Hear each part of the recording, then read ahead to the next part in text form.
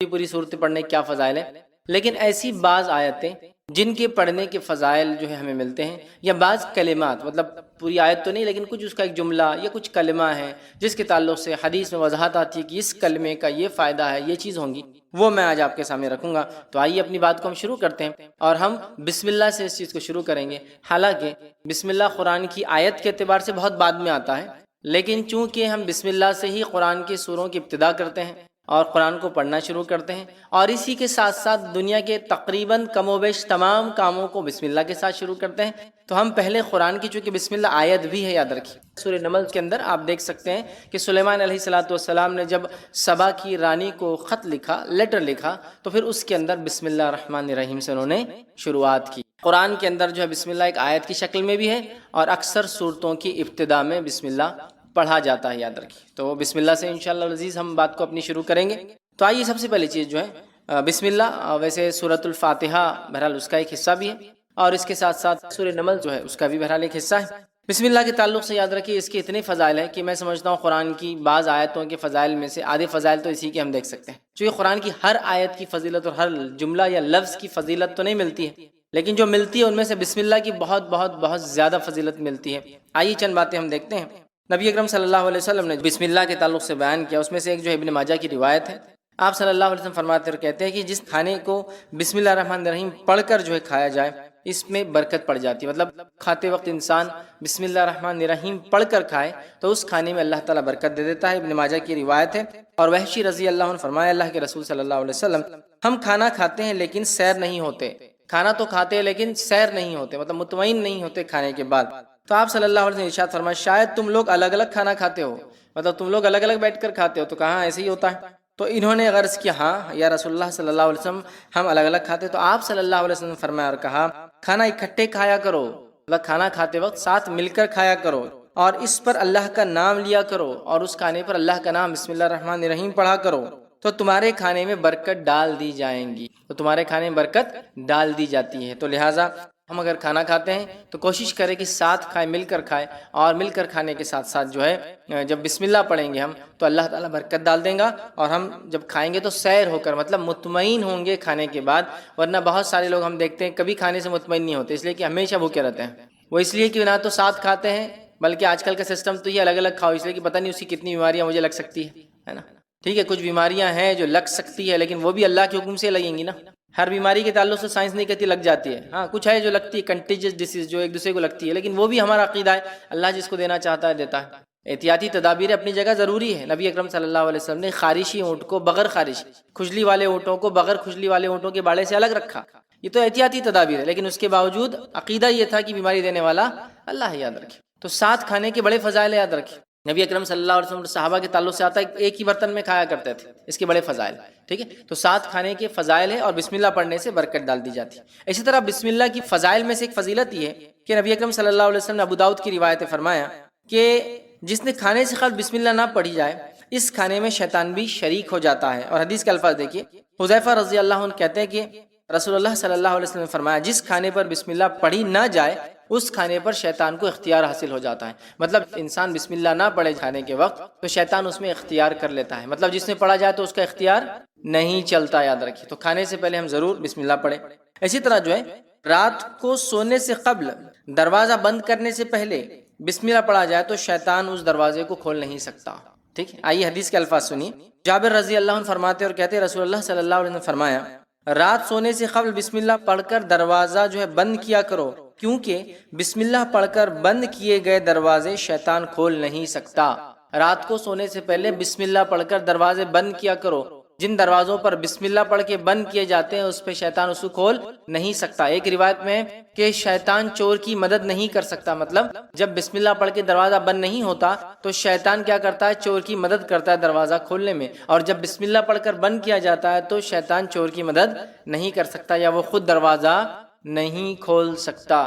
اسی طرح جو ہے بسم اللہ کے تعلق سے جو فضیلتیں آتی ہیں اس میں ایک فضیلت یہ ہے جو کام بسم اللہ پڑھ کر کیے جائیں وہ شیطان جنات کے شر اور فتنوں سے محفوظ رہتے ہیں۔ اسی طرح سونے سے پہلے گھر کے دروازے بند کرنے سے پہلے، روشنی بجھانے سے پہلے، برتن ڈھانپنے سے پہلے بسم اللہ پڑھنا چاہیے۔ دروازہ بند کرنا ہے، لائٹ روشنی بجھانا ہے، دیا بند کرنا ہے، برتن ڈھانکنا ہے، سب سے پہلے کیا پڑھنا ہے؟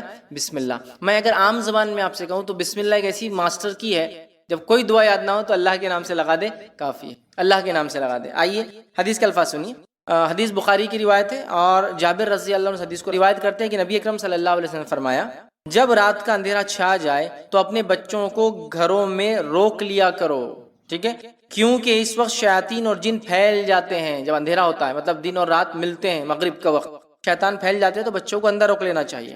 اور جن پھیل جاتے ہیں، عشاء سے کچھ دیر بعد بچوں کو چھوڑ دیا کرو، مطلب عشاء کے بعد پھر تم چھوڑ سکتے ہو، اس وقت کوئی مسئلہ نہیں، بچے محفوظ ہیں۔ گھر کا دروازہ بسم اللہ پڑھ کر بند کرو، چراغ کو بسم اللہ کہہ کر بجھاؤ، پانی کے برتن کو بسم اللہ کہہ کر ڈھانپ دو اور دوسرے برتن بھی بسم اللہ کہہ کر ڈھانپو۔ اگر برتن ڈھانپنے کے لیے کوئی ڈھکن نہ ہو تو کوئی چیز آڑی رکھ دو، کوئی چیز آڑی رکھ دو، مطلب رات میں مغرب کے بعد بچوں کو اندر لے لینا چاہیے، عشاء کے بعد نکل سکتے ہیں، کوئی مسئلہ نہیں انشاءاللہ۔ جب دروازہ بند کرے تو بسم اللہ پڑھ کر بند کرنا چاہیے، دیا بجھائے یا لائٹ بند کرے تو بسم اللہ پڑھ کر بند کرنا چاہیے۔ اسی طرح آپ فرما رہے پانی کا اگر کوئی برتن ڈھانکنا ہے تو بسم اللہ پڑھ کے ڈھانکنا چاہیے۔ اسی طرح فرما رہے کوئی برتن کھلا ہو تو اسے ڈھانکو تو بسم اللہ کہہ کر ڈھانکو، اور اگر ڈھکن نہ ملے تو، کور نہ ملے تو کوئی چیز آڑی تو بھی رکھ دو کم از کم۔ یہ کیوں کہا آپ نے؟ پانی پہ ڈھانک دو، کھانے پہ ڈھانک دو، اور اگر ڈھکن نہ بھی رکھ سکو، ڈھکن پورا ڈھکتا ہے نا، کوئی بھی چیز آڑی مطلب پورا نہ بھی ڈھکے تھوڑا ڈھک سکتے آپ۔ مثال کے طور پر پلیٹ نہیں ملی، ڈھکن نہیں ملا، اب جو چیز ہے برتن وہ آدھا ڈھک سکتا ہے تو اتنا ڈھک دو۔ اس لیے کہ حدیث میں الفاظ کیا معلوم؟ حدیث میں الفاظ ہے جب انسان کھانے کو رات میں کھلا چھوڑتا ہے تو اس میں بیماریاں نازل ہوتی ہیں۔ اب آپ کہیں گے بیماریاں نازل ہوتی ہے تو پھر پورا ڈھکن ڈھانپنے سے کیا اور آدھا ڈھکنے سے بھی کیا؟ جراثیم، مائکروبس تو ایسے رہتے کہیں سے بھی گھس سکتے ہیں۔ یہ معاملہ غائب کا ہے، غائب کا ہے کہ اللہ کیسے ڈھکن ڈھانکنے سے یا کوئی چیز رکھ دینے سے اس بیماری کو دور کر دیتا، اس تک نہیں پہنچنے دیتا۔ اس سے پتہ چلا بیماریاں نازل ہوتی ہے، آسمان سے اترتی ہے، سمجھ رہے آپ؟ کبھی انسانوں کو سزا کے طور پر اور کبھی آزمائش ہو، سمجھ رہے بات؟ تو نازل ہوتی ہے تو ڈھانکنا چاہیے، رات میں ڈھانکنا، اور ڈھانکتے وقت کیا پڑھنا چاہیے؟ بسم اللہ۔ کوئی پوری چیز ڈھانکنے کو نہ ملے تو کم از کم جو ملے ڈھانک دو، چاہے آدھا، پون، پاؤ، کچھ تو بھی ڈھک جائے، اس لیے کہ جب کوئی چیز ڈھکی ہوتی ہے تو بیماری نازل نہیں ہوتی، نازل ہوتی ہے یہ اللہ کی طرف سے ہوتی ہے۔ یہ کیسے ہوتا ہے واللہ عالم، یہ غائب کا معاملہ ہے، لیکن حدیث میں آ گیا، ہم نے مان لیا۔ تو آپ کچھ بھی کرنا ہے، دروازہ بند کر رہے بسم اللہ، کھانا کھا رہے بسم اللہ، ہاں، لائٹ بند کر رہے بسم اللہ، چراغ بجھا رہے بسم اللہ، کھانے پہ ڈھانپ رہے بسم اللہ، پانی پہ ڈھانک رہے بسم اللہ، ہے نا؟ آپ دیکھیے، اور بسم اللہ اور بسم اللہ الرحمن الرحیم دونوں بھی پڑھ سکتے، کوئی مسئلہ نہیں، مطلب یاد رکھ، بسم اللہ کہہ کر بھی کر سکتے، بسم اللہ الرحمن الرحیم بھی پڑھ سکتے۔ علماء کے دونوں اقوال ہیں اس معاملے میں، مطلب اس سمجھ جو علماء کی دونوں ہے کہ دونوں بھی کیا جا سکتا ہے، چونکہ اکثر بسم اللہ آتا ہے تو کچھ نے کہا صرف بسم اللہ پڑھنا ہے، اور کچھ نے کہا بسم اللہ آتا ہے مطلب بسم اللہ الرحمن الرحیم پورا پڑھنا ہے۔ جیسا قل اللہ احد پڑھ لیا کرو، مطلب قل اللہ احد اللہ الصمد لم یلد ولم یولد ولم یکن لہ کفوا احد، پورا سورہ مراد ہے۔ گھر سے نکلتے وقت بسم اللہ پڑھنے والے کی رہنمائی کی جاتی ہے، گھر سے نکلتے وقت بسم اللہ پڑھنے والے سے شیطان الگ ہو جاتا ہے۔ گھر سے نکل رہے تو بھی کیا پڑھ کے نکلیں گے؟ بسم اللہ۔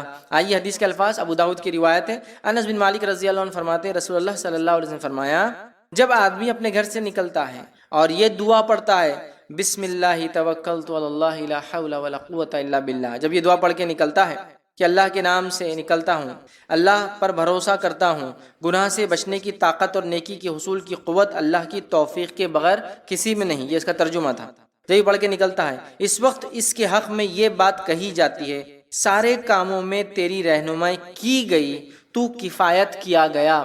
سارے کاموں میں اب جو تو گھر سے نکل کے کرے گا تیری رہنمائی کی گئی، تو کفایت، تیرے لیے یہ چیز، یہ دعا کافی ہو گئی، کفایت کر گئی، ہر طرح کی برائی اور خسارے سے تو بچا لیا گیا۔ بس شیطان اس سے الگ ہو جاتا ہے، اب شیطان کو کچھ باقی نہیں رہتا، شیطان اس سے الگ ہو جاتا ہے، اور دوسرا شیطان اس سے کہتا ہے تم اس شخص پر کیسے مسلط ہو سکتے ہو جس کی رہنمائی کی گئی، جس کی کفایت کی گئی ہے۔ شیطان کو دوسرا شیطان بولتا اب اس پہ تم کنٹرول نہیں حاصل کر سکتے ہو چونکہ اس کی کفایت کی گئی، اس کی رہنمائی کی گئی ہے، تو بسم اللہ پڑھ کر گھر سے نکلنا چاہیے، یاد رکھیے۔ اسی طرح جامع ترمذی کی روایت ہے، بسم اللہ کہنے سے شیطان ابن آدم کی شرمگاہ نہیں دیکھ سکتا، ٹھیک ہے؟ آئیے حدیث کا الفاظ سنیے، جامع ترمذی کی روایت ہے، بسم اللہ کہنے سے شیطان ابن آدم کی شرمگاہ نہیں دیکھ سکتا۔ حدیث کے الفاظ اس طرح سے، علی رضی اللہ عنہ فرماتے ہیں رسول اللہ صلی اللہ علیہ وسلم نے فرمایا، بسم اللہ کہنا جنات کی آنکھوں اور بنی آدم مطلب انسان کی اولاد، مرد ہو یا عورت ہو، کی شرمگاہ کے درمیان پردہ بن جاتا ہے۔ جب انسان بسم اللہ پڑھتا ہے تو شیطان اور ابن آدم کی شرمگاہ کے بیچ میں بسم اللہ پردہ بن جاتا ہے۔ ہے نا. اور شیطان ایسے وقتوں میں جب انسان کپڑے اتارتا ہے، اس کو تاڑتا ہے، اس کو ستاتا ہے، اس کو تکلیف دینے کی پوری کوشش کرتا ہے. اس لیے حدیث میں آتا ہے کہ جب بیت الخلاء جاؤ تو دعا پڑھ کر جاؤ، ہے نا. دعا اس کی کہ اللہ میں خبث اور خبائث، جو خبیث قسم کے بدترین مرد اور عورت ان میں ہیں، ان سے پناہ مانگتا ہوں. اللہم انی اعوذ بک من الخبث والخبائث. ٹھیک ہے، میل اور فیمیل دونوں جن اور جنات جو برے ہوتے ہیں ان سے میں اللہ تیری پناہ چاہتا ہوں. سمجھ رہے بات کو؟ تو بہرحال بسم اللہ پڑھنے سے ابن آدم کی شرم کا انسان نہیں دیکھ سکتا. ٹھیک ہے، بسم اللہ پڑھنے سے انسان شیطان کے حملے سے محفوظ ہو جاتا ہے. آئیے مسلم کی روایت ہے، جابر بن عبداللہ رضی اللہ عنہ کے راوی فرماتے ہیں رسول اللہ صلی اللہ علیہ وسلم نے فرمایا، اور آپ نے فرماتے ہوئے سنا کہ آدمی اپنے گھر میں داخل ہونے سے پہلے اور کھانا کھانے سے پہلے اللہ عز و جل کا نام لیتا ہے، مطلب بسم اللہ الرحمن الرحیم پڑھتا ہے، تو شیطان اپنے ساتھیوں سے کہتا ہے یہاں تمہارے لیے ٹھکانہ ہے نہ کھانا ہے. جب آدمی گھر میں جا رہا ہے، بسم اللہ پڑھ کے جا رہا ہے، بسم اللہ پڑھ کے کھا رہا ہے، شیطان بولتا ہے نہ آج رہنے کی جگہ ہے، نہ آج یہاں کھانے کی جگہ ہے تمہارے، اپنے ساتھیوں کو بولتا ہے. اور جب آدمی اللہ کا نام لیے بغیر داخل ہوتا ہے تو شیطان کہتا ہے تمہارے لیے رہنے کی جگہ ہو گئی ہے. اور جب آدمی کھانا کھاتے وقت بسم اللہ نہیں کہتا تو شیطان کہتا تمہارے لیے کھانے کا انتظام بھی ہو گیا ہے. سمجھ رہا؟ تو انسان اگر کھانا کھاتے بسم اللہ نہ پڑھے، شیطان بولتا کھانے کا انتظام ہو گیا. بسم اللہ پڑھ کر گھر میں نہ داخل ہو تو شیطان کہتا رہنے کا انتظام ہو گیا. بسم اللہ پڑھ کے داخل تو لیکن کھاتے وقت نہ پڑھے تو کہتا ہے آج رہنے کا نہیں ہوا لیکن کھانے کا ہو گیا. بسم اللہ پڑھ کے داخل تو ہوا انسان لیکن کھانا کھاتے نہیں پڑھا تو کہتا کھانے کا ہو گیا، رہنے کا نہیں ہوا. مطلب بسم اللہ کھانے سے پہلے، دروازہ بند کرنے سے پہلے، اٹھنے سے پہلے، کپڑے بدلنے سے پہلے، یا آدمی کپڑے اتار رہا ہے اس وقت بسم اللہ کہنا چاہیے، تو شیطان دیکھ نہیں سکتا، انسان شیطان سے مکمل محفوظ رہتا ہے. اسی طرح ہم بستری سے قبل بسم اللہ پڑھنے والے میاں بیوی کی اولاد شیطان کے شر سے محفوظ رہتی ہے. اور نبی اکرم صلی اللہ علیہ وسلم فرماتے ہیں، صحیح بخاری اور صحیح مسلم کی روایت، آپ نے فرمایا رکھا، عبداللہ بن عباس رضی اللہ عنہ کے راوی فرماتے ہیں رسول اللہ صلی اللہ علیہ وسلم فرمایا جب لوگوں میں سے کوئی اپنی بیوی کے پاس آنے کا ارادہ کرے تو یوں کہے بسم اللہ اللہم جنبنا الشیطان و جنب الشیطان ما رزقتنا، وہ یوں کہے جس کا ترجمہ ہے اللہ کے نام سے اے اللہ ہمیں شیطان سے دور رکھ اور اس اولاد سے بھی شیطان کو دور رکھ جو تو ہمیں عطا فرمائے.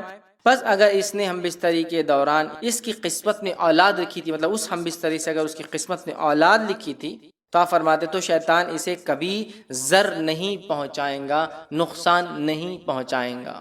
تو دعا میں سکھا دی، تو ہم بستری سے پہلے، دروازہ کھولنے سے پہلے، دروازہ بند کرنے سے پہلے، کھانے سے پہلے، چراغ بجھانے سے پہلے، لائٹ بند کرنے سے پہلے، لباس بدلنے سے پہلے. اسی طرح حدیث میں آتا ہے وضو سے پہلے بسم اللہ پڑھو، اس لیے کہ اس کا وضو نہیں جس نے بسم اللہ نہیں پڑھا، مطلب بہت ضروری، بڑا اہم ہے. وہاں بسم اللہ آ گیا تو گویا بسم اللہ، قرآن سے پہلے ہم بسم اللہ پڑھتے اللہ کے نام سے، گویا ہر کام کو اللہ رب العزت کے نام سے ہمیں شروع کرنا چاہیے. اس کی بڑی فضیلت ہے، یاد رکھیں. ٹھیک ہے، اسی طرح جو ہے ناگہانی آفت، اللہ ایسی چیز جو ایکسپیکٹ نہیں کیے تھے، آپ نے کوئی آفت آ گئی پر بسم اللہ پڑھی جائے تو اللہ سکینت نازل فرما دیتا ہے. اس لیے میں نے کہا بسم اللہ ماسٹر کی ہے، ایک ایسی دعا ہے کہ کچھ نہ آئے تو یہ کر لیجیے آپ. ٹھیک، آئیے الفاظ سنیے. یہ جو ہے سنن نسائی کی روایت ہے، اور جابر بن عبداللہ رضی اللہ عنہ کے راوی فرماتے ہیں کہ غزوہ احد کے روز نبی اکرم صلی اللہ علیہ وسلم جو ہے 12 انصاریوں کے ساتھ الگ تھلگ رہ گئے تھے. اس میں طلحہ بن عبید اللہ رضی اللہ عنہ بھی شامل تھے. مشرکوں نے ان کا گھیراؤ کر لیا. آپ صلی اللہ علیہ وسلم ان کی طرف پلٹتے ہوئے فرمایا ان لوگوں سے کون نپٹیں گا؟ حضرت طلحہ رضی اللہ عنہ نے عرض کیا کہ میں ان سے نپٹوں گا. چنانچہ طلحہ رضی اللہ عنہ نے تنہا 11 آدمیوں کے برابر قتال کیا، مطلب 11 آدمیوں سے انہوں نے اکیلے لڑا. ٹھیک ہے، اور قتال کیا، حتیٰ کہ آپ کے ہاتھ پر مشرک کی تلوار کی ایسی ضرب لگی، مطلب وہ لڑتے لڑتے ایک مشرک نے ایسی تلوار ماری کہ طلحہ رضی اللہ عنہ کی انگلیاں کٹ گئی، جس ہاتھ میں تلوار تھی وہ انگلیاں کٹ گئی، اور ان کے منہ سے سی کی آواز، انگلیاں کٹ گئی تو آواز نکلی، آدمی تکلیف، تو سی کی آواز نکلی. رسول اللہ صلی اللہ علیہ وسلم نے ارشاد فرمایا اگر تو بسم اللہ کہتا، اگر تو سی کے بدلے اللہ کا ذکر کرتا، بسم اللہ کہتا، تو فرشتے تجھے اوپر اٹھا لیتے حتیٰ کہ یہ لوگ بھی دیکھتے. ٹھیک ہے، اس کے بعد اللہ تعالیٰ نے مشرکوں کو ناکام کر دیا. تو آپ نے ان کی اس تکلیف پہ فرمایا کہ اگر تو اس تکلیف کی آواز میں کی جگہ بسم اللہ پڑھ لیتا تو فرشتے تجھے اٹھا لیتے اور سارے لوگ دیکھ سکتے. تکلیف، مصیبت، پریشانی ہے نا، انگلیاں کٹ گئی، ایسی تکلیف آئی جس کا ایکسپیکٹیشن نہیں تھا، تکلیف نہیں تو بسم اللہ. بچہ گرا آپ کا، بسم اللہ. آپ گر گئے، بسم اللہ. ہر جگہ، ہر، اس لیے ماسٹر کی ہے، اللہ ایسی چابی جس سے ہر دروازہ کھلتا ہے نا، ویسی دعا ہے. ہر چیز کچھ مصیبت، پریشانی، مشکل، کوئی کام شروع کرنا ہے، کوئی کام ختم کرنا ہے، کوئی چیز کھل رہی ہے، کوئی چیز بند ہو رہی ہے، ہر جگہ بسم اللہ، اللہ کے نام سے. چونکہ اللہ کا نام بے انتہا برکت ہے، جس کی کوئی انتہا، کوئی لمٹ نہیں، لمٹ لیس جو اس کے نام میں برکت ہے. ٹھیک ہے، تو اس کو ہم اپنا معمول بنا لیں، بسم اللہ بسم اللہ بسم اللہ کہنے کی ایک عادت ڈالے، یاد رکھ، ٹھیک ہے؟ تو بسم اللہ کے ویسے بڑے بڑے فضائل ہیں، میں نے یہاں کچھ ہی رکھ یاد رکھی، اور بھی ہے، وقت نہیں کہ میں ساری چیزوں کو بسم اللہ کی اور کیا کیا فضائل آتے رکھوں، لیکن میں سمجھتا ہوں بہت ساری رکھ دیا۔ بسم اللہ کی اہمیت پتہ چل گئی، بسم اللہ بڑی اہم چیز ہے۔ بہت سارے لوگ پوچھتے ہیں کیا ہم دوا کھائے تو بھی بسم اللہ پڑھیں، اس لیے کہ بسم اللہ سے تو برکت آ جاتی ہے، تو بہت سے لوگ بسم اللہ نہیں پڑھ کے دوا کھاتے ہیں، تو نہیں، بسم اللہ پڑھ کے تو بیماری میں برکت آ جائیں گی۔ لیکن اگر تھوڑا عقل سے بھی سوچے تو دوا بیماری کے لیے کھاتے یا شفا کے لیے کھاتے ہیں؟ شفا کے لیے، تو برکت دوا میں آئیں گی یا بیماری میں آئیں گی؟ دوا میں آئیں گی۔ لیکن کیسا لوگ پتہ نہیں، بہت سے لوگ میں جانتا ہوں، بلکہ اکثر لوگ بولتے ہیں دوا کھاتے ہو بسم اللہ نہیں پڑھنا، اس لیے کہ اس سے برکت آ جاتی تو بیماری میں برکت آ جائیں گی۔ ارے میرے بھائی، دوا تم بیماری کے لیے کھا رہے ہو، لیکن دوا بیماری کو ہٹانے کے لیے کھا رہے ہو، تو دوا میں برکت آئیں گی یا بیماری میں؟ دوا میں۔ تو پتہ نہیں لوگ اتنے انتہائی پیدل کیسے ہوتے ہیں اور ایسی کیسی بے خوفیاں کرتے ہیں، اور شریعت میں اپنے دماغ میں ہر چیز کھاؤ تو بسم اللہ، ہر چیز پیو تو بسم اللہ۔ تو دوا بھی کھاتے ہو تو بیماری کے اگینسٹ کھاتے ہو، بیماری کے رد میں کھاتے ہو، بیماری ختم کرنے کھاتے ہو، تو بیماری میں کیسے برکت ہوں گی؟ دوا میں جب بسم اللہ پڑھا جائے گا تو دوا میں اللہ شفا میں برکت دیں گا، بیماری کو ختم کریں گا۔ عجیب و غریب لوگ کرتے ہیں۔ تو بہرحال دوا کھاتے وقت بھی بسم اللہ پڑھنا ہے، سمجھا؟ اس لیے کہ اللہ کا نام بے انتہا بابرکت ہے، اور ہو سکتا ہے بڑی معمولی دوا بھی اللہ کے نام سے کھائی جائے تو انسان شفایاب ہو جائے، چونکہ رب کا نام لیا، اور بڑی بھاری دوا بھی کھا لے رب کا نام نہ لیا تو شفا نہ نصیب ہو، کبھی ہوتا ہے ایسا، ٹھیک ہے؟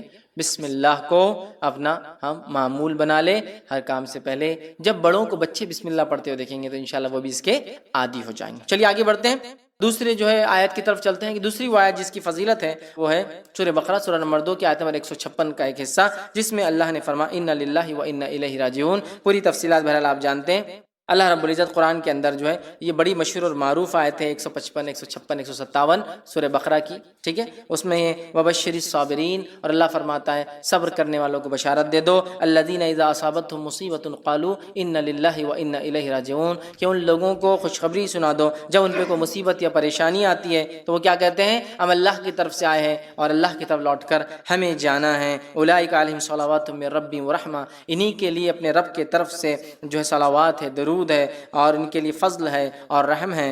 وَأُولَئِكَ هُمُ الْمُهْتَدُونَ، اور یہی لوگ ہدایت یافتہ ہیں۔ تو اِنَّ لِلَّهِ وَإِنَّا إِلَيْهِ راجعون کی بڑی بڑی فضیلت ہے۔ یہ ہر چیز کے گمنے پر، ہر چیز کے کھونے پر، کسی چیز کے چلے جانے پر، کسی چیز کے نہ ملنے پر، ایسی چیز جس سے انسان کو ایسا نقصان ہو، کسی نقصان کے لیے یہ تمام چیزوں کے لیے پڑھی جاتی ہے۔ یہ کوئی پرٹیکولر دعا نہیں کہ کوئی مر جائے تو اس کو پڑھا جائے، اس لیے کہ ہوتا ہے ہمارے پاس، ہمارے ہندوستان کے ماحول میں ہم دیکھتے ہیں علم کی کمی کی بنیاد پر لوگ صرف کوئی مرتا ہے تو یہ جملہ پڑھتے ہیں اِنَّ لِلَّهِ وَإِنَّا إِلَيْهِ راجعون، اس کے علاوہ یہ جملہ کبھی پڑھا نہیں جاتا ہے نا۔ اور اگر کوئی بولے کہ وہ صاحب بیمار ہو گئے اور بولے اِنَّ لِلَّهِ وَإِنَّا إِلَيْهِ راجعون، تو بولتے پاگل ہو گئے کیا، مرا تھوڑی ابھی وہ زندہ ہے، تم تو یار ابھی سے وہ کر رہے، تم تو وارث بھی نہیں ہے، تم کو کیا فائدہ ہو رہا اس کے مرنے سے؟ ارے بھائی، صحت چلے گئی، بیماری آ گئی، چونکہ صحت چلی گئی، اِنَّ لِلَّهِ وَإِنَّا إِلَيْهِ راجعون، چیز گم گئی، اِنَّ لِلَّهِ وَإِنَّا إِلَيْهِ راجعون، چیز نہیں مل رہی، اِنَّ لِلَّهِ وَإِنَّا إِلَيْهِ راجعون، کوئی نقصان ہوگا، اِنَّ لِلَّهِ وَإِنَّا إِلَيْهِ راجعون، ہم اللہ کی طرف سے آئے اور ہمیں لوٹ کر اللہ کی طرف ہی جانا ہے، سمجھ رہے ہیں؟ یہ بڑی اہم چیز ہے، بہت اہم چیز، لیکن ہم اتنی معمولی چیز کو نہیں سمجھ پاتے، اللہ ہم پہ رحم کرے۔ اِنَّ لِلَّهِ وَإِنَّا إِلَيْهِ راجعون کا اپنا معمول بنا لیں، کوئی مصیبت، کوئی پریشانی، کوئی بیماری، کوئی تکلیف، کوئی چیز کھونا، کوئی چیز گمنا، کوئی چیز نہ ملنا، سب پہ پڑھیے اِنَّ لِلَّهِ وَإِنَّا إِلَيْهِ راجعون۔ کہ تو اللہ نے کہا فرمایا وَبَشِّرِ الصَّابِرِينَ، صبر کرنے والے کو بشارت دے دو۔ اب جن جن چیزوں پر صبر ہوتا ہے ان چیزوں پر اِنَّ لِلَّهِ وَإِنَّا إِلَيْهِ راجعون پڑھا جا سکتا ہے۔ صبر کرنے والوں کو بشارت دے دو کہ یہ کیا کرتے ہیں، الَّذِينَ إِذَا أَصَابَتْهُم مُّصِيبَةٌ، جب ان پہ کوئی مصیبت پریشانی آتی ہے تو کہتے ہیں اِنَّ لِلَّهِ وَإِنَّا إِلَيْهِ راجعون۔ یہ نہیں کہا جب ان کے گھر میں کوئی موت ہوتی ہے تو کہتے ہیں اِنَّ لِلَّهِ وَإِنَّا إِلَيْهِ راجعون۔ کوئی مصیبت، کوئی پریشانی آئی تو کیا پڑھیے، اِنَّ لِلَّهِ وَإِنَّا إِلَيْهِ راجعون۔ کہ تو ایسے ہی لوگوں کو خوشخبری ہے فَبَشِّرِ الصَّابِرِينَ، تو ایسے صبر کرنے والوں کو بشارت دے دو جو مصیبت آتی ہے تو کہتے ہیں ہم اللہ کی طرف سے آئے تھے اور اللہ کی طرف لوٹ کر ہمیں جانا۔ اس کو ہم عام کر دیں، یاد رکھیے بڑی اہم چیز ہے۔ صحیح مسلم کی روایت ہے، ام سلمہ رضی اللہ عنہا فرماتی ہے اور کہتی ہے کہ میں نے رسول اللہ صلی اللہ علیہ وسلم فرماتے ہوئے سنا۔ کب فرماتے ہوئے سنا؟ جب اللہ کے رسول صلی اللہ علیہ وسلم، ان کے شوہر کا انتقال، ابو سلمہ کا انتقال ہوتا ہے، آپ صلی اللہ علیہ وسلم گھر پہنچتے ہیں، ابو سلمہ کی آنکھیں کھلی ہے، انتقال ہو چکا ہے، نبی اکرم صلی اللہ علیہ وسلم آنکھوں کو بند کرتے ہیں اور بند کر کے کہتے ہیں کہ جب انسان مر جاتا ہے روح نکلتی ہے، پیر سے شروع ہوتی ہے نا، تو جب نکل جاتی ہے تو آنکھیں اس کا پیچھا کرتی ہے، اس کو دیکھتی ہے، لہٰذا انتقال کے بعد آنکھیں بند کر دینی چاہیے۔ تو آپ نے بند کیا اور فرمایا جب کسی مسلمان کو مصیبت پہنچتی، پھر دیکھیے حدیث میں جب کسی مسلمان کا کوئی مرتا ہی نہیں کہا، جب کسی مسلمان کو کوئی مصیبت، پریشانی، تکلیف، دکھ، ڈپریشن، کچھ بھی ہو، گم گئی کوئی چیز، نہیں مل رہی کوئی چیز، کھو گئی کوئی چیز، سمجھ رہے آپ، مصیبت پہنچتی ہے اور وہ اللہ عز و جل کے حکم کردہ کلمات، وہ اللہ عز و جل کی حکم کردہ جس کا حکم اللہ نے دیا، فبشر الصابرین، صبر کرنے والوں کو بشارت دے دو، ٹھیک ہے، الذین اذا اصابتهم مصیبت، جب ان پہ کوئی مصیبت آتی ہے تو کیا کرتے ہیں، انا للہ و انا الیہ راجعون، کوئی مصیبت پہنچتی ہے تو اللہ عز و جل کے حکم کردہ کلمات کو ادا کرتا ہے، انا للہ و انا الیہ راجعون، یہ کلمات ادا کرتا ہے اور پھر کہتا ہے اللہم اجرنی فی مصیبتی واخلف لی خیرا منہا، اے اللہ جو مصیبت مجھ پر آئی ہے اس کا مجھے بہترین بدلہ عطا فرما، بہترین بدل عطا فرما۔ تو یہ جب پڑھتا ہے کوئی شخص، جس کا ترجمہ دیکھیے اس کا پڑھتا، ہم اللہ کے لیے ہیں اور ہم اسی کی طرف پلٹ کر جائیں گے، یا اللہ مجھے اس مصیبت کا بدلہ اور ثواب عطا فرما اور اس سے بہتر عطا فرما، کہے تو اللہ تعالیٰ اس سے بہتر چیز عطا فرما دیتا ہے۔ جب کوئی مصیبت ہو جائے اور کوئی کہے انا للہ و انا الیہ راجعون تو اللہ تعالیٰ کوئی بہتر چیز اسے عطا کر دیتا ہے۔ سمجھ رہے ہیں بات کو؟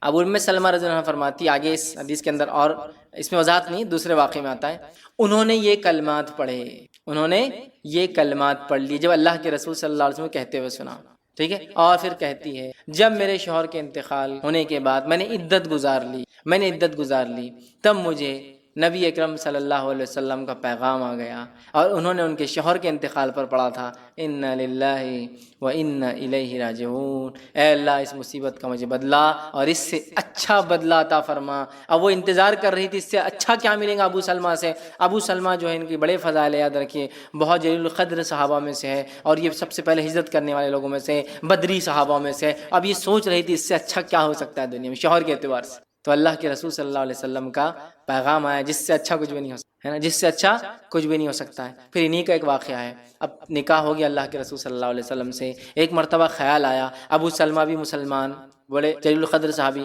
اللہ کے رسول صلی اللہ علیہ وسلم تو نبی، اب میں جنت میں جاؤں گی تو کس شوہر کے ساتھ رہوں گی، دونوں مسلمان، تو ایک خیال آیا لیکن شرم آئی پوچھنے کو، جھجک ہوئی، تو ایک مرتبہ ایسا پوچھا اللہ کے رسول اگر ایک خاتون کے ایک سے زیادہ شوہر رہے ہو اور سب ایمان والے رہے ہو تو جنت میں کس کے ساتھ رہیں گی، سمجھ رہے؟ تو اللہ کے رسول صلی اللہ علیہ وسلم فرمایا جس کے اخلاق اچھے ہوں گے وہ اس کے ساتھ رہیں۔ تو ان کو بڑا تعجب ہوا، اخلاق؟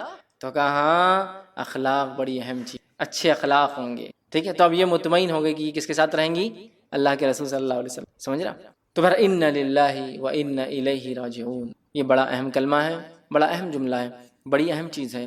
ہر مصیبت، تکلیف، پریشانی، کوئی چیز کھو جائے، کوئی مر جائے، کوئی چیز نہ ملے، کوئی نقصان ہو جائے، کچھ بھی ہو، اینی تھنگ، کوئی بھی چیز جس کو مصیبت میں آپ شامل کرو یا جس پہ آپ کو صبر کرنا پڑے، تب کیا پڑھ لو انا للہ و انا، کوئی چیز چوری ہو گئی انا للہ و انا الیہ، کوئی چیز نہیں مل رہی انا للہ و انا الیہ، کوئی چیز گم گئی انا للہ و انا الیہ راجعون، کوئی مر گیا انا للہ و انا الیہ راجعون، کوئی بیمار ہو گیا انا للہ و انا الیہ راجعون، کچھ بھی ہو سکتا، ٹھیک ہے، تو بڑا افضل کلمہ ہے، یاد رکھیں، ٹھیک ہے، اس آیت کا حصہ تھا۔ اب آئیے اسی طرح سورہ بقرہ سورہ نمبر 2 آیت نمبر 163 کا جو آیت ہے اس کی فضیلت میں بات جو آتی ہے وَإِلَٰهُكُمْ إِلَٰهٌ وَاحِدٌ لَا إِلَٰهَ إِلَّا هُوَ الرَّحْمَٰنُ الرَّحِيمُ، یہ آیت کے تعلق سے جو فضائل آتے ہیں وہ یہ ہیں۔ جامع ترمذی کی روایت ہے، اسماء بنت یزید رضی اللہ عنہ فرماتی اور کہتی ہیں کہ نبی اکرم صلی اللہ علیہ وسلم فرمایا اور کہا اسم اعظم ان دو آیتوں میں ہیں، اسم اعظم اللہ تعالیٰ کے بڑے نام ان دو آیتوں میں ہیں۔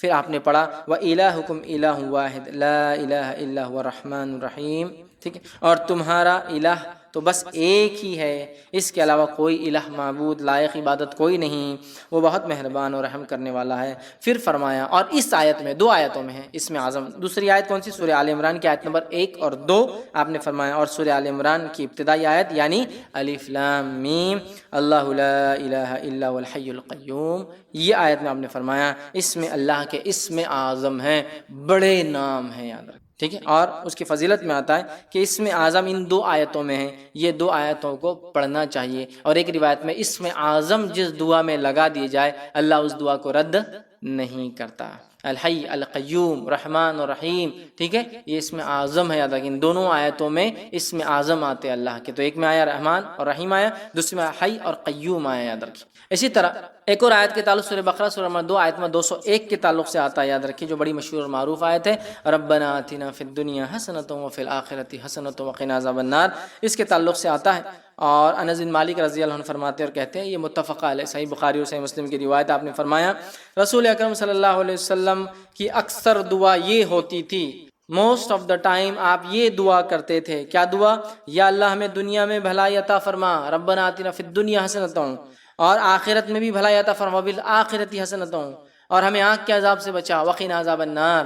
اکثر دعا نبی اکرم صلی اللہ علیہ وسلم کی یہ ہوا کرتی۔ ہمیں بھی چاہیے کہ ہم بہت زیادہ کثرت سے اس دعا کو کریں، جس دعا کو ہمارے نبی جو ہے کثرت سے کیا کرتے تھے، ربنا آتنا فی الدنیا حسنۃ وفی الآخرۃ حسنۃ وقنا عذاب النار۔ دنیا کی خیر علم و عمل کے اعتبار سے، آخرت کی خیر جنت کے اعتبار سے، جہنم سے نجات، آنکھ کے عذاب سے نجات۔ تو یہ بڑی اہم دعا ہے، یاد رکھیے۔ اسی طرح سورہ بقرہ سورہ نمبر 2 آیت نمبر 255 آیت الکرسی جس کو ہم کہتے ہیں، آیت الکرسی کی بھی بڑی فضیلت ہے، یاد رکھیے، بہت بہت بہت بہت بہت بہت بہت زیادہ فضیلت ہے، اسی کوئی انتہا نہیں۔ میں سمجھتا ہوں پورے فضائل میں رکھ بھی نہیں پاؤں گا، مختصری رکھوں گا، سب بسم اللہ کی مختصر اس کے مختصری رکھوں گا۔ آیت الکرسی قرآن مجید کی تمام آیتوں میں اعلیٰ اور افضل ہے۔ آیت الکرسی قرآن مجید کی تمام آیتوں میں اعلیٰ اور افضل ہے، بہت بڑی فضیلت ہے۔ آئیے صحیح مسلم کی روایت ہے، ابی بن کعب رضی اللہ عنہ فرماتے اور کہتے ہیں، رسول اللہ صلی اللہ علیہ وسلم نے فرمایا، کیا تجھے معلوم ہے کہ کتاب اللہ میں سے تمہارے پاس کون سی آیت سب سے افضل ہے؟ کیا تمہیں معلوم ہے کہ کتاب اللہ میں سے کون سی آیت سب سے افضل ہے؟ تو میں نے عرض کیا، اللہ اور اس کے رسول ہی بہتر جانتے ہیں، مجھے تو نہیں پتا۔ آپ صلی اللہ علیہ وسلم نے دوبارہ فرمایا کہ کیا تجھے معلوم ہے کتاب اللہ میں سے تمہارے پاس کون سی آیت سب سے افضل ہے؟ میں نے عرض کیا، اللہ لا الہ الا هو الحی القیوم، یہ آیت الکرسی۔ آپ صلی اللہ علیہ وسلم نے میرے سینے پر جو ہے ہاتھ پھیرا، مطلب شاباشی دیتے نا، ارے ماشاءاللہ، سینے پر جو ہاتھ پھیرا اور فرمایا، ابو المنذر، ٹھیک ہے، ان کی کنیت تھی یہ، تجھے علم مبارک ہو۔ تو اللہ لا الہ الا هو الحی القیوم، یہ جو آیت الکرسی ہے، یہ آیت یاد رکھیے سب سے افضل آیت ہے، بہت افضل، بہت فضیلت والی آیت ہے، اس کو ہم بکثرت پڑھنے کی کوشش کیا کریں۔ اسی طرح جو ہے ایک روایت میں آتا ہے، یہ ابو داؤد کی روایت ہے، رسول اللہ صلی اللہ علیہ وسلم صفا مسجد نبوی سے متصل مہاجرین کی رہائش گاہ، مطلب ایک جگہ تھی، وہاں تشریف لائے تو ایک آدمی نے آپ صلی اللہ علیہ وسلم پوچھا، یا رسول اللہ صلی اللہ علیہ وسلم، قرآن مجید میں سب سے زیادہ بڑی اور عظمت والی آیت کون سی ہے؟ آپ صلی اللہ علیہ وسلم فرمایا، اللہ لا الہ الا هو الحی القیوم، آیت الکرسی آپ نے بیان کی، یہ سب سے فضیلت والی، عظمت والی بڑی آیت ہے، یاد رکھیں۔ اسی طرح سونے سے پہلے آیت الکرسی پڑھنے والے کے لیے اللہ تعالیٰ کی طرف سے ایک فرشتہ مقرر کیا جاتا ہے جو چوری، ڈاکہ اور دیگر نقصانات سے اس کی حفاظت کرتا ہے، نیز شیطان کی بری حرکتوں مثلاً وساوس، جادو، اسی طرح اس کی آصف زدگی اور اس کے خوف سے بھی انسان محفوظ رہتا ہے۔ اتنے سارے فائدے ہیں۔ یقیناً یہ روایت ابو ہریرہ رضی اللہ عنہ کی بڑی مشہور اور معروف روایت ہے، صحیح مسلم میں اور دیگر کتب میں آتی ہے۔ میں اب پوری تفصیلات نہیں رکھتا ہوں، بس مختصر آپ کو واقعہ، چونکہ حدیث بہت لمبی ہے۔ ہوا یہ کہ ابو ہریرہ رضی اللہ عنہ کو آپ نے جو زکوٰۃ کی کھجوریں تھی اس کے اوپر جو اپوائنٹ کیا، آپ وہاں تھے، رات میں ایک شخص آیا کھجوریں چرا رہا تھا، آپ نے پکڑا، کہا اللہ کے رسول صلی اللہ علیہ وسلم کے پاس پیش کروں گا۔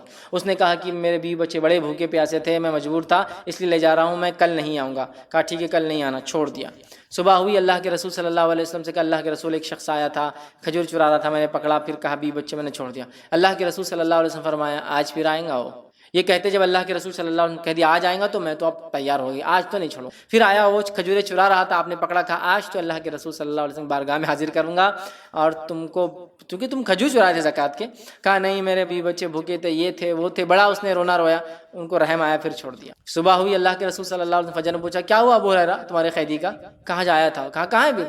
تو کہا آج بھی چھوڑ دیا میں نے، لیکن اس نے کہا کل نہیں آئیں گا، تو کہا آج بھی آئیں گا وہ۔ یہ کہتے وہ اب میں نے سوچ لیا آج تو اس کو نہیں جانے دوں۔ پھر وہ کہتے میں نے رات میں پورا مستعدی کے ساتھ میں کھڑا تھا، پھر وہ آیا، آتے ہی میں نے کھجور چرا دیا، پکڑا، کہا آج تو تجھے لے کر ہی جاؤں گا، یہ تھرڈ ٹائم ہے، 2 ٹائم تو معاف کر دیا۔ کہا ٹھیک ہے تم مجھے چھوڑ دو، میں تمہیں ایک ایسی خیر کی بات بتاؤں گا جس دعا کو تم اگر رات پڑھ لو سونے سے پہلے تو ایک فرشتہ صبح تک تمہاری حفاظت کریں گا۔ اب چونکہ صحابہ خیر کے متلاشی اور خیر کے بہت زیادہ وہ تھے، حریص تھے، کہا اچھا خیر کا کوئی چیز دے رہا ہے رات میں پڑھنے سے فرشتہ؟ کہا ٹھیک ہے بولو چھوڑ دوں گا۔ تو کہا اگر تم آیت الکرسی پڑھ لو تو ایک فرشتہ تمہاری شیطان سے صبح تک حفاظت کریں گا۔ صبح ہوئی، نبی اکرم صلی اللہ علیہ وسلم کا ابو ہریرہ کیا ہوا کل قیدی کا؟ کہا پھر آیا تھا۔ کہا کہاں ہے پھر؟ تو کہا چھوڑ دیا۔ تو کہا کیا کہا؟ تو کہا اس لیے چھوڑ دیا کہ اس نے مجھے ایک دعا سکھائی. اور اس نے کہا آپ صلی اللہ علیہ وسلم فرمایا کیا دعا سکھائی؟ تو اس نے کہا جو شخص رات سوتے وقت آیت الکرسی پڑھ کر سوئیں گا تو ایک فرشتہ صبح تک اس کی فجر تک حفاظت کریں گا.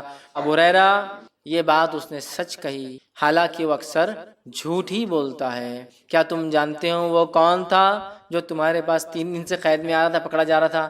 تو کہا اللہ اور اس کا رسول ہی بہتر جانتے ہیں. تو کہا وہ شیطان تھا. کون تھا؟ وہ شیطان تھا. ٹھیک ہے، لیکن اس نے یہ بات سچ کہی. ٹھیک ہے، یہ بات سچ کہی. تو یہاں بھی پتہ چلا. اسی طرح ہر فرض نماز کے بعد آیت الکرسی پڑھنا جنت میں جانے کا باعث ہے. پتہ چلا جن شیطان سے محفوظ رہتا ہے ایک فرشتہ حفاظت کرتا ہے. اسی طرح ایک فضیلت اور آتی ہے، ہر نماز کی بات پڑھنے سے کیا ہوتا ہے؟ جنت میں جانے کا باعث ہوتا ہے. حدیث کے الفاظ سنیے آپ کس طرح سے. اور یہ امام نسائی نے جو اپنی کتاب جو عمل الیوم واللیل کے اندر دن اور رات کے اعمال کے اندر نقل کیا، اور وہ فرماتے ہیں ابو امامہ رضی اللہ عنہ فرماتے اور کہتے ہیں کہ اللہ کے رسول صلی اللہ علیہ وسلم فرمایا جس نے ہر فرض نماز کے بعد آیت الکرسی پڑھی اس کے اور جنت کے داخل ہونے کے درمیان موت کے علاوہ کوئی رکاوٹ نہیں ہے. مر جائے تو سیدھا جنت میں جائیں گا. لیکن یہ آیت الکرسی پڑھنا ہے.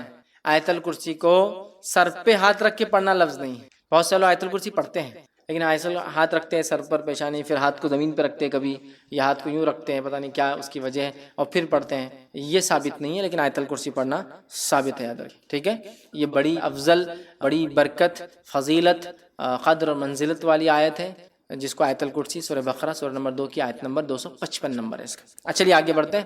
اسی طرح وہ آیت جس کی فضیلت ثابت ہے اس میں ہے سورہ بقرہ سورہ نمبر 2 کی آیت نمبر 285 اور 286، 285 اینڈ 286. یاد رکھیں اس کی بڑی فضیلت ثابت ہے. بڑی فضیلت. ایک فضیلت اس کی تو یہ ثابت ہے کہ نبی اکرم صلی اللہ علیہ وسلم جب آسمانی سفر آپ کو کرایا گیا جس کو ہم کیا کہتے ہیں؟ معراج، تو معراج میں آپ کو جو تحفے ملے ان تحفوں میں سے ایک تحفہ تھا نماز 5 وقت کی، دوسرا تحفہ تھا یہ 2 آیتیں اللہ کے رسول صلی اللہ علیہ وسلم کو سیدھے دی گئی بغیر فرشتوں کے. یہ 2 آیتیں وہاں ملی تھی آپ کو. کہاں؟ معراج. بہرحال سورۃ البقرہ کی آخری 2 آیتوں کی فضیلت یاد رکھیے. رات سونے سے پہلے سورہ بقرہ کی آخری 2 آیتیں پڑھنے والا ہر آفت سے محفوظ رہتا ہے. ہر آفت سے محفوظ رہتا ہے. بخاری کی روایت ہے.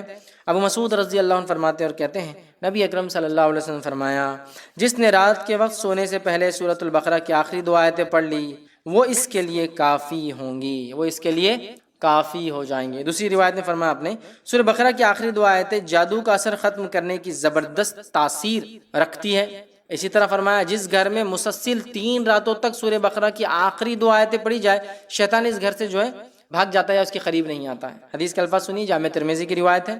نعمان بن بشیر رضی اللہ عنہ فرماتے ہیں رسول اللہ صلی اللہ علیہ وسلم فرمایا اللہ تعالیٰ نے زمین و آسمان کی تخلیق سے 2000 سال پہلے ایک کتاب لکھی اور اس میں سے 2 آیت اتاری جس پر سورہ بقرہ ختم ہوتی ہے. اگر یہ آیت مسلسل 3 رات تک پڑھی جائے تو شیطان اس گھر کے قریب بھی نہیں بھٹکیں گا. 3 رات تک مسلسل پڑھی جائے.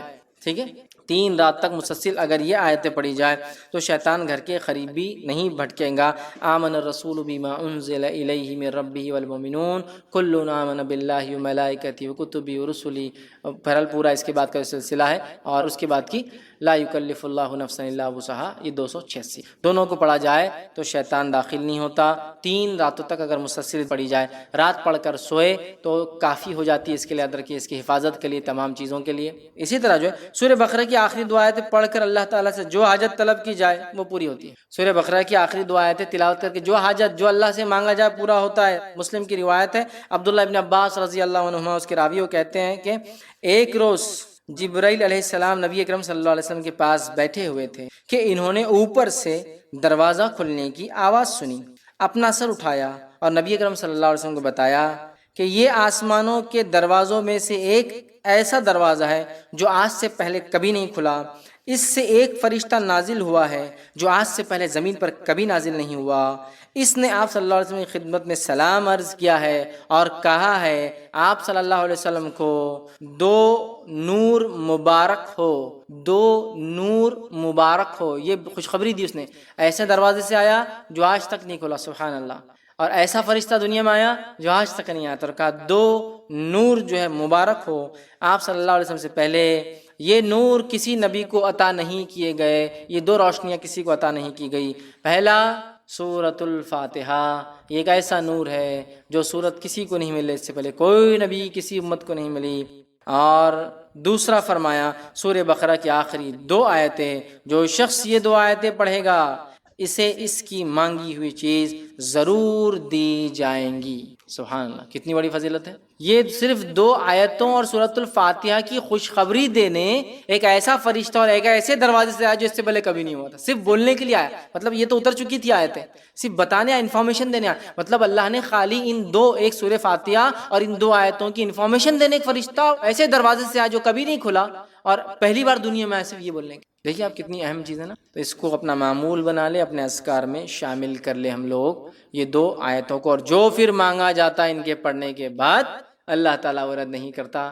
نبی اکرم صلی اللہ علیہ وسلم بھی جو ہے اس کو بہت کثرت سے پڑھا کرتے تھے۔ چلیے آگے بڑھتے ہیں اور دیکھتے ہیں فضیلت جو ہے سورہ آل عمران سورہ نمبر 3 آیت نمبر 2 کی۔ اللہ لا الہ الا هو الحی القیوم، جامع ترمذی کی روایت ہے۔ اللہ کے رسول صلی اللہ علیہ وسلم فرمایا اس میں اعظم ہے اللہ کے، نا جو ہم پہلے دیکھ چکے ہیں، اس میں اللہ کے اس میں اعظم ہے، ٹھیک ہے۔ اسی طرح جو ہے بخاری کی روایت ہے ان فی خلق السماوات والارض واختلاف اللیل والنہار، جو کہ سورہ آل عمران سورہ نمبر 3 کی آیت نمبر 190 سے لے کر 200 تک، 190 to 200، نبی اکرم صلی اللہ علیہ وسلم ان آیتوں کو رات میں تہجد کے جب اٹھتے تو اٹھنے کے بعد فوراً گھر سے باہر نکلتے اور آسمان کی طرف دیکھ کر ان آیتوں کو پڑھتے، ان فی خلق السماوات والارض واختلاف اللیل والنہار لآیات لأولی الالباب الذین یذکرون اللہ قیاما وقعودا وعلی جنوبہم، اور آگے چلتے جاتا ہے، سلسلہ چلتے جاتا ہے حتیٰ کہ آیت نمبر 200 تک، سورہ آل عمران کے خاتمے تک آپ اس کو پڑھتے آسمان کی طرف دیکھ کر، یاد رکھیں، ٹھیک، بخاری کی روایت ہے، یاد رکھیں، آسمان کی طرف دیکھ کر آپ ان آیتوں کو پڑھتے۔ عبداللہ ابن عباس رضی اللہ عنہ اس کے راوی کہتے ہیں میں اللہ کے رسول صلی اللہ علیہ وسلم کے ساتھ ایک رات سویا تھا،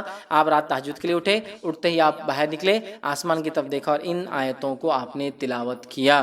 تو اس سے بھی اس کی فضیلت پتہ چلتی ہے ان آیتوں کی، کہ ہم بھی تہجد کے لیے اٹھے تو گھر سے باہر نہ ہو سکے، چونکہ آج کل ہم فلیٹس میں رہتے ہیں، کبھی بند گھر ہوتے ہیں، تو کم از کم کھڑکی میں کھڑے ہو کے باہر آسمان کی طرف دیکھ سکتے ہیں۔ اللہ کے رسول باہر نکل کے آسمان کی طرف دیکھ کر ان آیتوں کو پڑھا کرتے تھے، ٹھیک ہے۔ اسی طرح جو ہے لا الہ الا انت سبحانک انی کنت من الظالمین، اس آیت کی کیا فضیلت ہے، جو کہ سورہ نمبر 21 سورہ انبیاء آیت نمبر 87 ہے، یاد رکھیے اس کی کیا فضیلت ہے۔ تو بہرحال یہ آیت ہم سب جانتے ہیں کب اور کس واقعے کو جو ہے بیان کرتی ہے، اور نبی اکرم صلی اللہ علیہ وسلم نے یہ مسند احمد اور جامع ترمذی کی روایت فرمایا اور کہا، حضرت سعد رضی اللہ عنہ اس کے راوی کہتے ہیں رسول اللہ صلی اللہ علیہ وسلم نے فرمایا، مچھلی والے یعنی حضرت یونس علیہ السلام کی دعا جو انہوں نے مچھلی کے پیٹ میں مانگی تھی، وہ کون سی دعا تھی؟ وہ یہی دعا تھی، لا الہ الا انت سبحانک انی کنت من الظالمین۔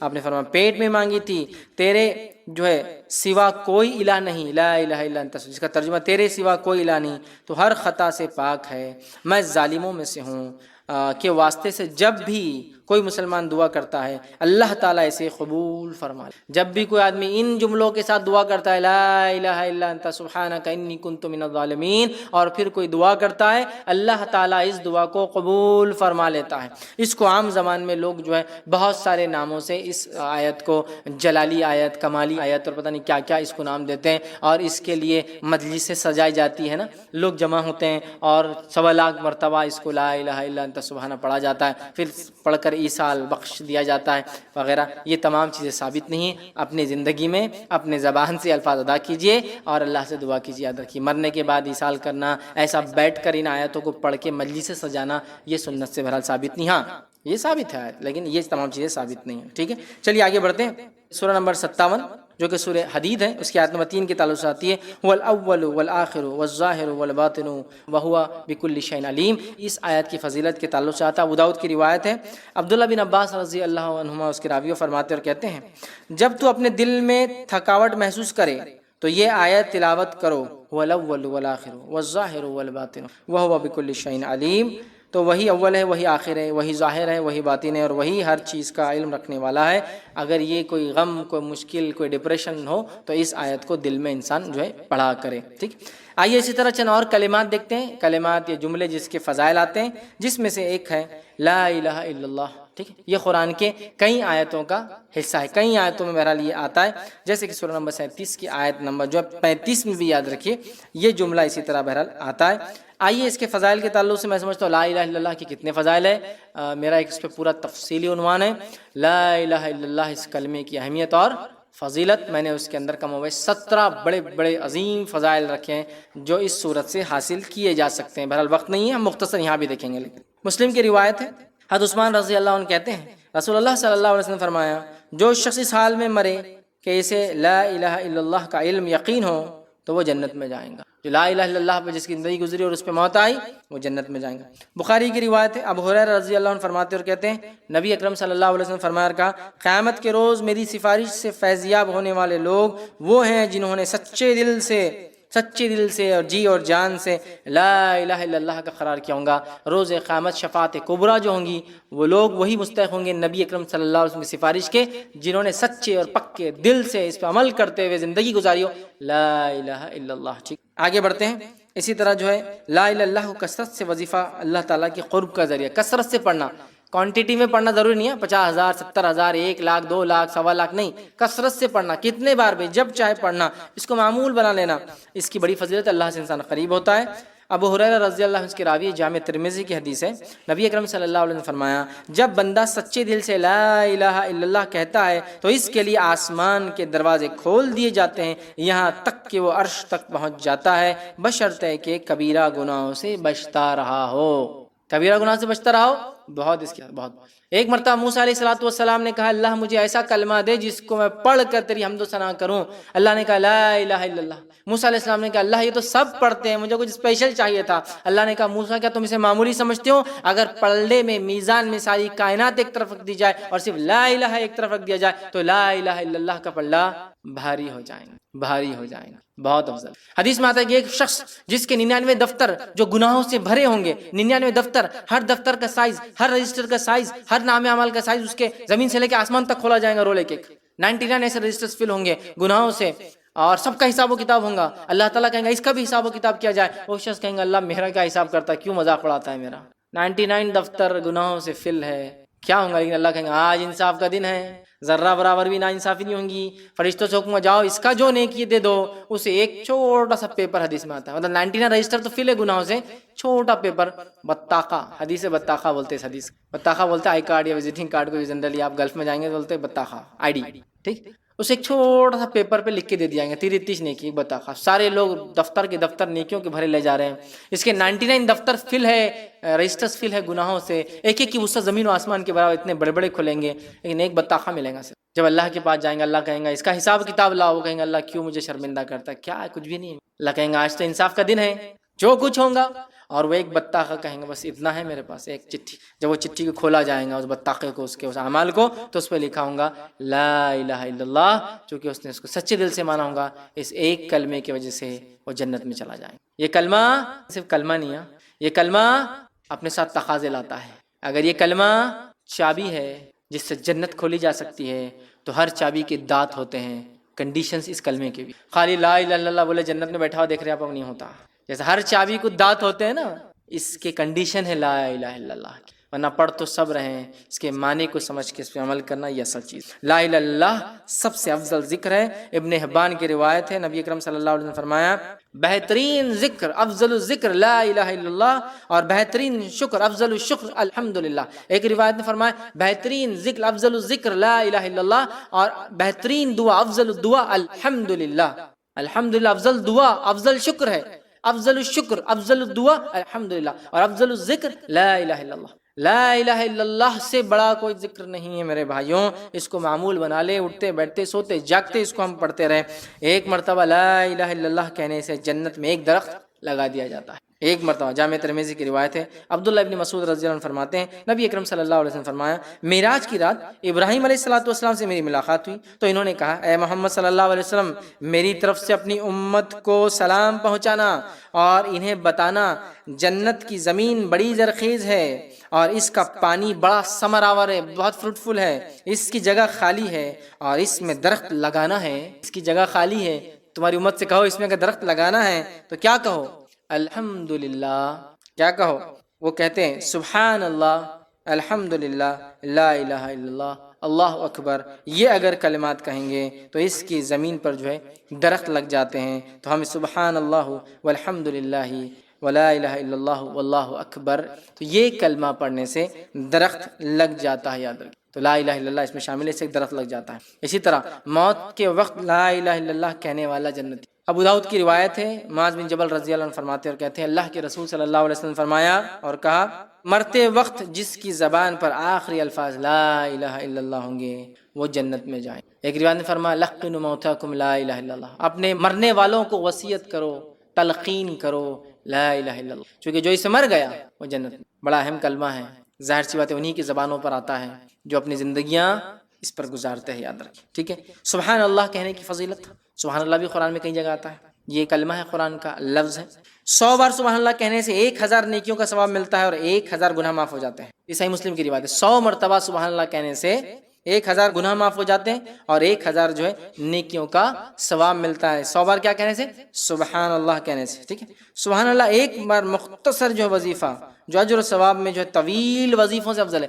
سبحان اللہ ایک ایسا مختصر وظیفہ ہے جو طویل لمبے لمبے وظیفوں سے زیادہ افضل ہے۔ آئیے اس تعلق سے میں آپ کو ایک پوری روایت سناتا ہوں، صحیح مسلم کی روایت ہے۔ جویریہ رضی اللہ عنہا جو امہات المومنین ہماری ماؤں میں سے ایک ماں ہیں، روایت کی کہ نبی اکرم صلی اللہ علیہ وسلم فجر کے لیے گھر سے نکلے تو میں جو ہے نماز کی جگہ بیٹھی ہوئی تھی وظیفہ کرتے ہوئے، اللہ کا ذکر کرتے ہوئے، وظیفہ مطلب اللہ کا ذکر کرتے بیٹھی تھی۔ جب نبی اکرم صلی اللہ علیہ وسلم نماز صبح فجر کی تب سے بیٹھی ہوئی تھی، مطلب صبح سے بالکل ایک دم فجر پڑھ کے بیٹھ گئی تھی وظیفہ کرتے ہوئے، آپ سے فجر کی نماز فرض نماز کے لیے جا رہے تھے۔ اس کے بعد رسول اللہ صلی اللہ علیہ وسلم چاشت کے وقت تشریف لائے، واپس چاشت کے وقت مطلب سورج نکلنے کے بعد آپ جو ہے گھر میں تشریف لائے، مطلب ایک کافی لمبا وقت، وہ کئی گھنٹے گزار چکی تھی اسی جگہ۔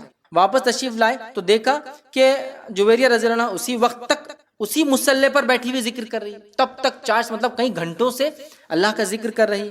اللہ کے رسول نے پوچھا کیا تم جب سے بیٹھی ہو؟ تو انہوں نے کہا اللہ کے رسول صلی اللہ علیہ وسلم میں تب سے بیٹھی ہوں۔ اور اللہ کے رسول صلی اللہ علیہ وسلم نے فرمایا میں نے تمہارے بعد تم سے رخصت ہونے کے بعد 4 کلمے 3 بار پڑھے، 4 کلمے 3 بار پڑھے، مطلب تم تو فجر سے بیٹھی ہو چاشت کے وقت تک، میں فجر کے بعد جب گیا تو 4 کلموں کو 3 بار پڑھا، صرف میں نے اتنا کام کیا۔ تو آپ نے فرمایا میں نے 4 کلمے 3 بار پڑھے، ایسے کہیں کہ اگر ان کا وزن تمہارے آج کے سارے دن کے وظیفے سے کیا جائے تو وہ 4 کلمے بھاری ہو جائیں گے۔ تم تو صبح سے اب تک بیٹھی ہو، میں نے صرف ایسے 4 کلمے پڑھے جو 3 بار پڑھے، تو اگر تم دن بھر بھی یہ وظیفہ کرتے رہو جو تم کر رہی ہو تو بھی میرے کلموں کے مقابلے میں نہیں پہنچ سکتے۔ انہوں نے کہا اچھا کیا کلمے پڑھے آپ نے؟ تو اللہ کے رسول صلی اللہ علیہ وسلم فرمایا وہ کلمے یہ ہے، آپ نے فرمایا کہا سبحان اللہ عدد خلقی، سبحان اللہ عدد خلقی، سبحان اللہ کا لفظ عدد خلقی، اللہ تعالیٰ کی مخلوق کی تعداد کے برابر اللہ میں تیری تسبیح بیان کرتا ہوں، تیری مخلوق کے برابر تیری تسبیح بیان کرتا ہوں۔ کلمہ نمبر 2 پھر آپ نے فرمایا اور کہا سبحان اللہ رضا نفسی، جس کا معنی ہے اللہ تعالیٰ کی راضی ہونے تک میں اللہ تعالیٰ کی تسبیح بیان کرتا ہوں، اس کے راضی ہونے تک تسبیح بیان کرتا ہوں۔ تیسرا فرمایا سبحان اللہ زینت عرشی، اللہ تعالیٰ کے عرش کے وزن کے برابر میں اللہ تعالیٰ کی تسبیح بیان کرتا ہوں۔ پھر فرمایا سبحان اللہ مداد کلمتی، اللہ کے کلمات کو تحریر کرنے کے لیے جتنی سیاہی مطلوب ہے اس قدر یا اس کے برابر میں اللہ تعالیٰ کی تسبیح بیان کرتا ہوں۔ یہ 4 کلمات آپ نے 4 کلمات 3 بار کہے جو کہ دن بھر کے وظیفے سے زیادہ افضل۔ سبحان اللہ کا لفظ ہے، دیکھیے سنیے سبحان اللہ عدد خلقی، سبحان اللہ رضا نفسی، سبحان اللہ زینت عرشی، سبحان اللہ مداد کلمتی۔ اس 4 کلموں کو 3 بار پڑھنا صبح فجر کے بعد دن بھر کے وظیفے کے برابر۔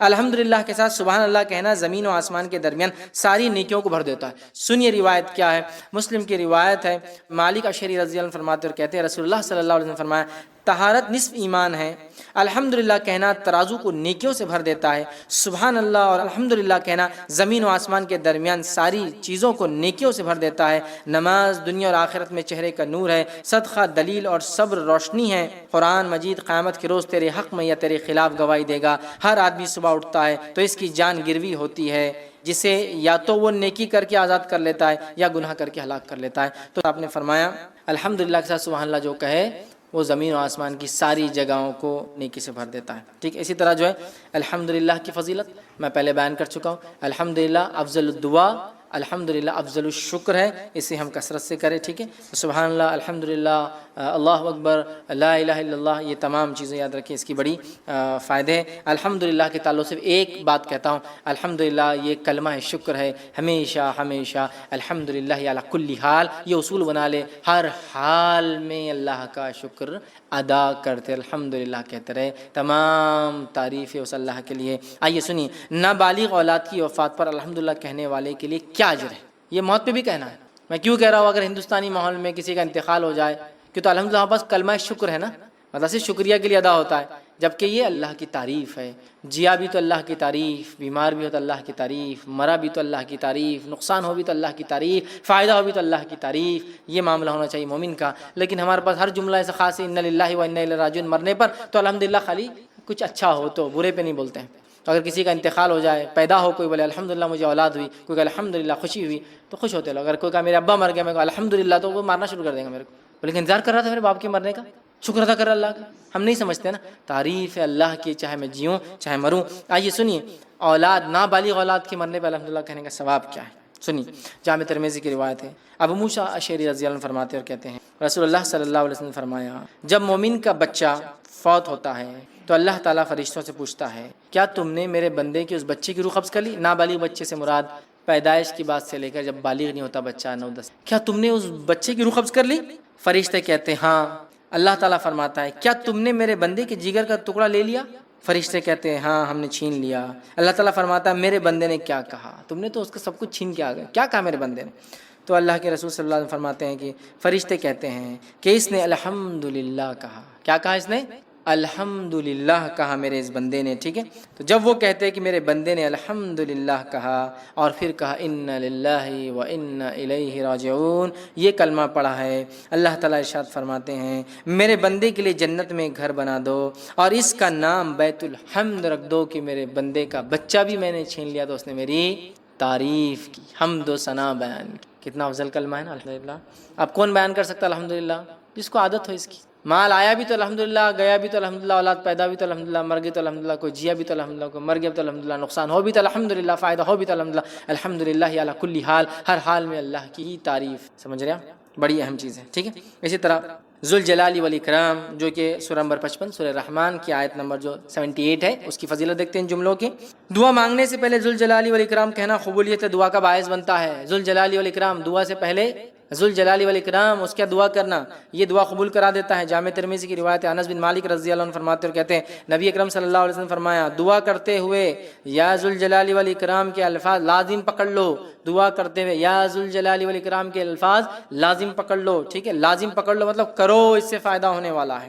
اسی طرح جو ہے سورہ نمبر 3 سورہ آل عمران کی آیت نمبر 173 173 حسبنا اللہ و نعم الوکیل، یہ جملے کے کیا فضائل ہے تو اس کے تعلق سے آتا ہے شدید رنج اور غم اور مصیبت میں یہ کلمات کہنے سے اللہ تعالیٰ رنج اور غم کو دور کر دیتا ہے۔ بخاری کی روایت ہے، عبداللہ ابن عباس رضی اللہ عنہما اس کے راوی فرماتے اور کہتے ہیں ابراہیم علیہ السلام کو جب آگ میں ڈالا گیا تو اس وقت انہوں نے کہا حسبنا اللہ و نعم الوکیل۔ محمد صلی اللہ علیہ وسلم نے بھی اس وقت حسبنا اللہ و نعم الوکیل کہا جب بعض لوگوں نے اہل ایمان سے کہا بے شک لوگوں نے تمہارے خلاف ایک بڑا لشکر جمع کر لیا ہے تو ان سے ڈرو۔ یہ سن کر ان کا ایمان اور بھی زیادہ ہو گیا اور انہوں نے جواب دیا حسبنا اللہ و نعم الوکیل، ٹھیک ہے، کہ اللہ ہمارے لیے کافی ہے اور وہ بہترین کارساز ہے، ٹھیک ہے۔ اللہ ہمارے لیے کافی ہے اور بہترین کارساز ہے، the best of disposers of affair, جس کو بولتے ہیں وکیل۔ وکیل وہ ہوتا ہے جس کے حوالے آپ مسئلہ کر دیتے بھائی تم دیکھ لو میرا مسئلہ یہ، ٹھیک ہے۔ تو حسبنا اللہ و نعم الوکیل، صحابہ نے کہا، اللہ کے رسول نے کہا اور ابراہیم علیہ السلام نے کہا تو شدید رنج، غم، خوف، لوگ کہتے ہیں دشمن تمہارے خلاف جمع ہو گئے سیدھے ہو جاؤ، تو صحابہ نے کہا حسبنا اللہ و نعم الوکیل۔ اللہ کے رسول صلی اللہ علیہ وسلم نے کہا دشمن تمہارے خلاف جمع ہو چکا ہے، آپ نے کہا حسبنا اللہ و نعم الوکیل۔ ابراہیم علیہ السلام کو جب آگ میں ڈالا گیا تو آپ نے کیا کہا حسبنا اللہ و نعم الوکیل، اللہ ہمارے لیے کافی ہے اور وہ ہمارا بہترین کارساز۔ سمجھ رہے ہیں آپ؟ تو اس کلمے کے بڑے فضائل یاد رکھیے۔ تو میرے بھائیوں اور بہنوں، ہمیں انہی کلمات سے اللہ سے مدد طلب کرنا ہے، انہی کلمات کو جیسا بتایا گیا ویسا کرنا ہے۔ ان کلمات کو لے کے من مانی گنتی ہم کو طے نہیں کرنا ہے، ان کلمات کو لے کے کوئی دن کوئی رات کوئی صبح اور شام کسی کی موت یا زندگی فکس کر کے نہیں پڑھنا ہے، ان کلمات کو خاص نہیں کرنا ہے کہ کسی کی خوبصورتی پہ، کسی کے موٹاپے پہ، کسی کی موت پر، کسی کی بیماری پر، کوئی کھونے پر نہیں، بلکہ ان کلمات کو جہاں جہاں اپلیکیبل ہے وہاں وہاں سنت کے مطابق لاگو کر دینا ہے۔ جب ہم یہ کریں گے انشاءاللہ ان کلمات کے فضائل ہم کو ملیں گے۔ جب اس قرآن کے ان چھوٹے چھوٹے کلمات کے اتنے بڑے بڑے فضائل ہیں تو میں دعوت دوں گا کیوں نہ ہم قرآن کو پورا پڑھے، جس کے پتہ نہیں بے انتہا بے شمار لا تعداد۔ آج قرآن سے ہم کتنے دور ہیں؟ جب سبحان اللہ اور الحمدللہ زمین و آسمان کو نیکی سے بھر دیتا ہے تو سارا قرآن اس کی تلاوت ہماری زندگیوں کو اور آخرت تو کیا کیا چیزوں سے بھر دیں گا، کتنی نیکیوں سے اور جنت کتنے نعمتوں سے بھر دیں گا، ہم نہیں جانتے۔ قرآن سے لو لگائیے اور اس کو ویسے ہی سمجھیے جیسا کہ سمجھایا گیا ہے، من مانا نہیں۔ تو ان آیتوں کو جیسا بتایا گیا فکس مت کیجیے، دن رات طے مت کیجیے، بلکہ جیسا بتایا گیا عام رکھیے، لا الہ الا اللہ، جب موقع ملے۔ کوئی ضروری نہیں کہ 70,000 بنا کے ایک پیکٹ بناتے لوگ، بولتے ایسال کے لیے 70,000 کا ایک سیٹ، دوسرا سیٹ، پھر کوئی مر گیا تو بولتے میرے وہ 70,000 کے ایک سیٹ میں سے تم کو ایسال پارسل۔ ارے کیسا ہوتا ہے یہ نہیں ہوتا ثابت، اگر ہوتا تو صحابہ جمع کر کے رکھتے ہیں، تابعین جمع کر کے رکھتے ہیں اور ایسال کرتے جاتے ہیں، ہمیں بتاتے ہیں کہ دیکھو امتیوں ایسے ایسال ہوتے ہیں، ایسے سیٹس بنا کے رکھو 70,000 کلمات کے، 1 لاکھ کے، نہیں بتایا نا۔ 1.25 بار یہ لا الہ الا انت سبحانک انی کنت من الظالمین پڑھو تو یہ ہو جائیں گے، نہیں بتایا نا۔ پڑھیے، خوب پڑھیے، جب ضرورت ہے پڑھیے، دعا سے پہلے، دعا کے بعد، دعا میں تعداد اور وقت احمد کیجیے جہاں بتایا نہیں ہے، جہاں فکس ہے کہ سبحان اللہ 100 مرتبہ تو 100 مرتبہ، وہ ایک الگ بات ہے، لیکن جہاں فکس نہیں ہے فکس مت کیجیے اس چیز کو، تو بڑے فضائل ہم قرآن سے حاصل کریں گے۔ جب چند کلمات سے اتنے فضائل ہے تو پورا قرآن ہمیں کیا کچھ نہیں دے سکتا، تو ہمیں چاہیے کہ قرآن سے اپنا مضبوط ہم تعلق جوڑے اور اس کی تفسیر کو ہم سمجھے، وہ کیا ہم سے چاہتا ہے اس کو ہم سمجھے، جو صحابہ نے ہمیں بتایا ہے۔ تفسیر بھی اپنی منمانی اپنے ڈھنگ سے ہم نہ کریں، بلکہ جو بتایا گیا ویسا کریں، تو انشاءاللہ عزیز دنیا بھی بہترین گزریں گی اور آخرت بھی انشاءاللہ کامیاب ہوں گے۔ میں اسی پر اپنی بات ختم کرتا ہوں۔ اللہ رب العزت سے دعا ہے کہ اللہ سبحانہ تعالیٰ جو کچھ کہا سنا گیا اس عمل کی توفیق عطا فرمائے، ہم تمام کو قرآن کی حقیقت میں فضائل اٹھانے والا بنائے، ہم تمام کے لیے قرآن کو دنیا کے اندر جینے کا طریقہ بنا دے اور موت کے بعد اللہ تعالیٰ اس کو ہمارے لیے سفارشی بنا دے، ہماری تمام زندگی جو ہے اسی کے مطابق گزرے اور جو ہے آخرت میں جو ہے یہ ہماری جو ہے سفارش کرے اور ہمیں جو ہے اس کا بہترین بدلہ اللہ تو عطا فرما۔ جب تک ہمیں زندہ رکھ، ایمان اور اسلام پر زندہ رکھ، خاتمہ ایمان پر ہو، آخر دعوانا الحمدللہ رب العالمین۔